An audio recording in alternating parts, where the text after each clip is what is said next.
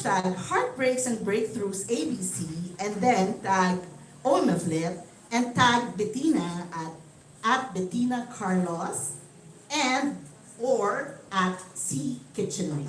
Yan. So nandito na siya lahat for you to remember. Alright? So, sobra ka. Anyway.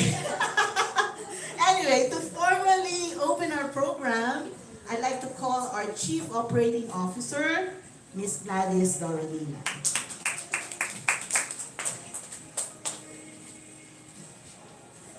Thank you, Miss Ina. Siguro nag-wonder kayo, no? Ang liit na babae. Totoo ba na nagtatrabaho na siya? Adult na po ako. Good morning, everyone, and welcome to this intimate press launch for Bettina's first ever book with OMF literature. First ever kasi may kasunod pa to. And we're looking forward to more. Now, some of you might not know about us, OMF Literature. We are the proud publishers. And excited kami, no, to interact with all of you.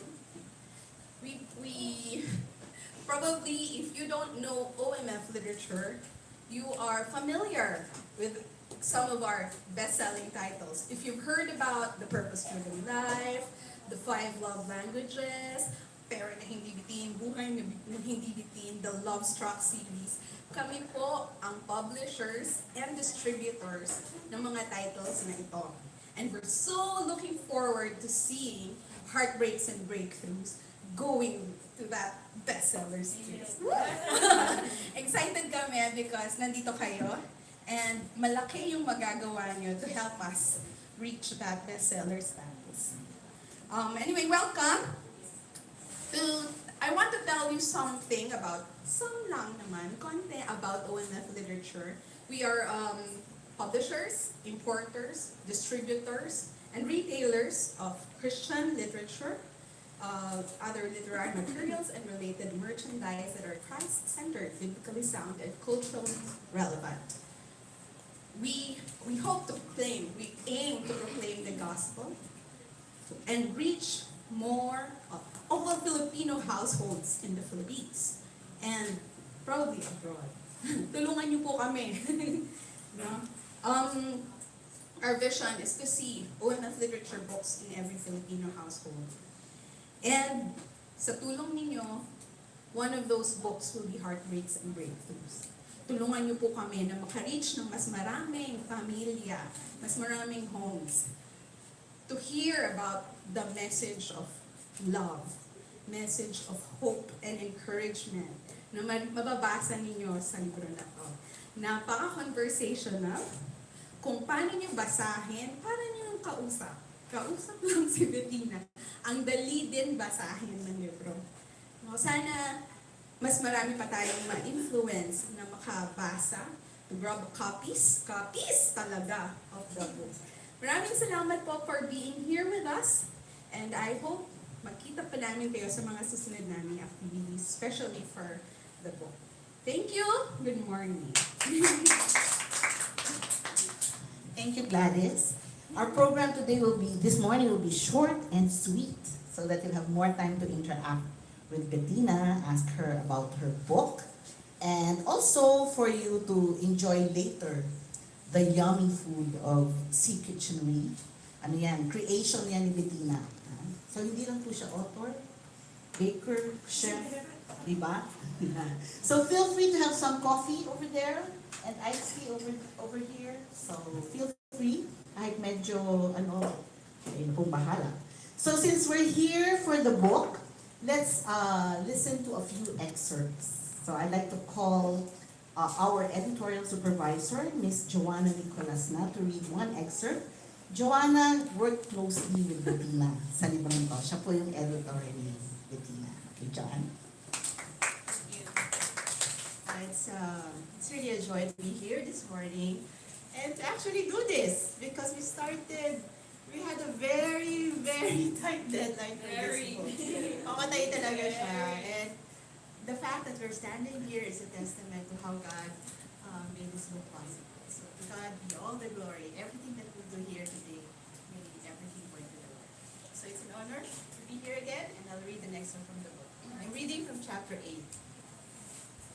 The biggest breakthrough I gained from the retreat was knowing that I am not alone.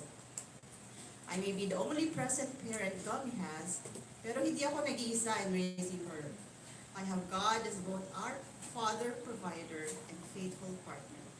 Knowing I have someone with me always gives me the courage and confidence to face and overcome any heartbreak.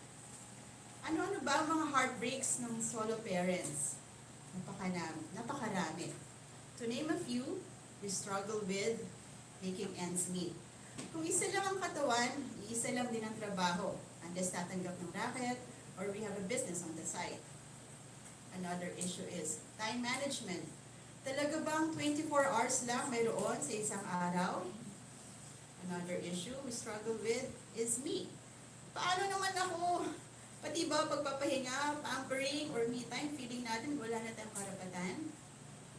Another one, asking for help. Dahil parang nakakahiya, maki at paki, kasi parang bang nakakaabala tayo sa buhay ng iba, kahit pa pamilya natin. Another issue that single parents struggle with is social life. Lalo na kung ikaw yung nauna nagkaanak sa barkada mo ng college. Dahil iba ng buhay nila, ng mga responsibility mo, hindi ka na rin basta-basta free kung pag-iya sila kahit pa dinner out lang. Another issue is depression. Dahil sa haba ng to-do list, parang walang puwang huminga man lang. At wala rin minsang available na mahingahan. At wala rin oras mag-vent, kaya sarilinin na lang. Another issue, decision making. Dahil walang asawa o katuwang na kukonsultahin sa mga dapat pagpasyahan, lalo na Tagalog, Bettina. Wala kang ka-exchange ng ideas at provider ng alternative point of view. Para sa solo moms, having a father figure as a role model for our child. Paano ba pupuna ng pagkukulang na ito at sino ba ang mag-model sa anak ng pagiging tatay? Another issue, anger and forgiveness. Minsan, we cannot help but blame the absentee parent kapag grabe na ang stress. Hindi sana kami nahihirapan sa buhay kung hindi siya tumalikod sa responsibilidad niya. Another issue is guilt. Dahil kapag may hindi tayo maibigay sa anak natin, pakaramdam natin ay kulang pa ang ginagawa natin. There's also envy and comparison. Bakit si ganito nagbabakasyon abroad kapag summer? Bakit ako hindi? Bakit sila ganyan ang buhay? Bakit ako hindi? Another issue, loneliness. At the end of the day, pagtulog na ang mga anak natin, ang meron na lang tayo ay santambak na gawain. Wala man lang maglalambing sa atin kapag tayo malungkot. And last, there's also shame. May mga tao pa rin kinukondena tayo sa ating sitwasyon. Na kaya tayo nahihirapan, dahil kagagawa natin ito. Deserve daw natin ang suffering ito dahil direct consequence siya ng poor choice natin in the past. Pero alam mo, I'm reading this. Yes. As I look back now, it was through those heartbreaking moments that God broke through my life so I can be closer to Him and experience Him more personally. The more needs I brought to Him, the more I trusted Him to be the answer to those needs. The more He became real in my life in many ways. Without these heartbreaks, I would not have learned that God is my provider, He is my comfort. God is my partner. He is my companion and friend. God is my helper. He is my healer. He is my deliverer, redeemer, and restorer. And God is my satisfaction. God is the lover of my soul. He is my refuge and strength.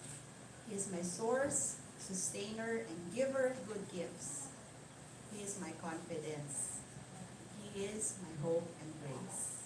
In God's sovereignty and wisdom, He allows us to be in need, experience lack, and go through heartbreak so He can break through in our lives as the all-powerful God who is the answer to our every need. Through my struggles, God opened my eyes to see that He is the source and sustainer of all things. He is the beginning and the end, ang puno at dulo, the one who holds everything together. Sa Kanya galing ang pagsubok, Siya rin ang tatakbuhan natin para sa solusyon. It's from chapter 8. It's still a bit long, but you can read the book. Thank you, Joanne, for reading that excerpt again from Heartbreaks and Breakthroughs. Yung subtitle niya is Making Sense of God's Purposes for Pain. Yan. Ngayon lang nagbasa si Joanne ng ganyan, ha? Ngayon lang kita narinig nagbasa ng ganyan, Joanne. Feel na feel niya, Bettina. Yeah. And let's hear another excerpt from the author herself, Miss Bettina Carlos. Thank you, Ate In. Good morning, and thank you for being here this morning. I want to read a few pages from the first chapter. So, just to give you a brief background, the book is about a certain period in my life as a Christian solo parent. So, when I was praying about what exactly to write, God gave me a 6-month period in my life, which was really, the theme was really heartbreaks. Heartbreaks after heartbreaks after heartbreaks. But then in God's love, breakthroughs came after breakthroughs. So the 6-month period started when I got sick. And you know how that is like the end of the world. If you are a solo parent and you get sick, paano na ang kabuhayan, paano na ang anak, ang mga bayarin, and everything else, right? So I want to read to you the breakthroughs that I received from the Lord because of that heartbreaking time of being sick. So this is on page 29, if you want to open your books as well. When I look back at that season in my life, I cannot help but be so convinced that God knows how to best call our attention para marinig talaga natin kung ano ang sinasabi niya. So you know how God always speaks to us, but sometimes we are so busy, we are so distracted, hindi natin siya naririnig. Sometimes we even say, God, why are you so silent? But really, we're just deaf. But God, because He made us, He loves us, He knows exactly how to call us and when. So the first breakthrough is that God knows His children very well.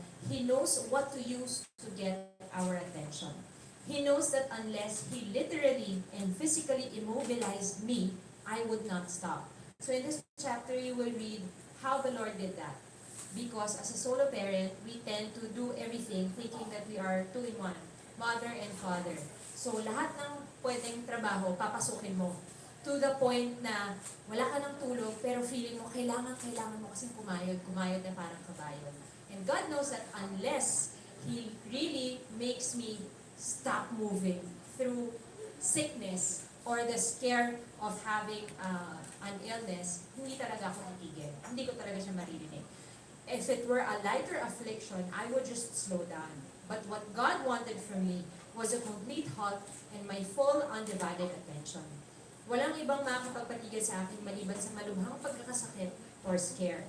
Naalala ko tuloy ang kwento ni Jonah, who after trying to run away from God, was swallowed, not chewed, not eaten, but swallowed by a big fish and stayed there for 3 days. In complete silence and isolation from the world, Jonah heard the Lord. So, you know, God really works in our lives to place us in a situation where there's really no one else but Him.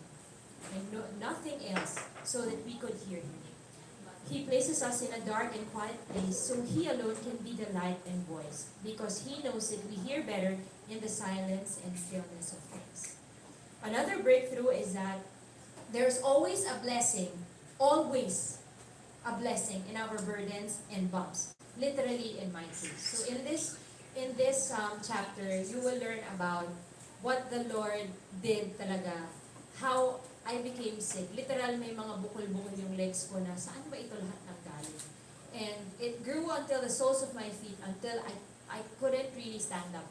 As in, it would feel like burning na I couldn't bake. I couldn't stand for hours in the kitchen. And if your only source of livelihood is in the kitchen, you need hours to be working there. But again, alam ni Lord anong gagamitin niya. So there's a blessing there because, we just have to ask God to open our eyes and reveal them to us. My period of sickness turned out to be a stepping stone, a stage to prepare someone to step up. Little did I know that Gummy Siaya, Mapsi, say hi, Chia. She's the one right there. Had always wanted to study baking. I just never thought of training her back then because I didn't have the time and patience for it. Meron akong, ako na lang mentality. I prefer to do everything myself because it's faster, it's more efficient, and it's always right. Or so I thought. But my getting sick paved the way for the perfect time and opportunity for Yaya Mapsi to learn how to bake. And also for me to learn to teach, train, and trust another person. Akalaan mong may biyayang hatid ang pagtubo ng aking mga bukod. Napakabuti talaga ng Diyos. We were both blessed. God continued to provide for Gummy and me through my business with a new baker. And Yaya Mapsi too is part of that growth. Since December 2018, last year, she has graduated to become Chef Maps with a chef jacket. There, she's there. And now is one of the assistant bakers of Sea Kitchen. Thank you, Yaya. I love you. And another breakthrough is that God is the God of perfect timing. Naniniwala ba kayo na ang Diyos alam niya kung kailan ibibigay ang para sa atin? He knows when to disclose and when to withhold things. Even His delays have a purpose. God used my waiting time to speak to me and show and assure me more of who He is. The time when I was sick po, there was a time that they were thinking, they were suspecting if I had cancer. So, nagpa-biopsy ako. And supposed to be ang biopsy, either cancerous, non-cancerous, benign, malignant. Mabilis lang siya. But for some reason, they were taking so long to figure out. And I was already impatient, 2 weeks into waiting, parang, ano ba? Dapat alam nyo na yan. But in God's sovereignty, He was really in full control. And during that time of delay, the 2-week waiting time, He used it to reassure me of His love. I was able to reflect more, pray more, and read the Bible more. Kasi again, I couldn't work, I couldn't stand up, so nakahiga lang ako. I would just read the Bible, play with my child, and pray until I fall asleep. God used His time to reassure me of His love, not just for me, but also for Gummy. That no matter how much I love my child, God loves her more. He is, after all, her father, her maker, and she belongs to Him. She is His. He loves her more than I do and ever could.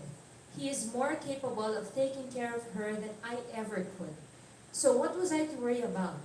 I knew I could trust Him to continue watching over her because He is father to the fatherless and the orphans. And He said that in His word in Psalm 68 verse 5. So ano bang pinag-aalala ko? And finally, it was during this time that I realized and God broke through my heart that He's not just our provider, but He is our guarantee.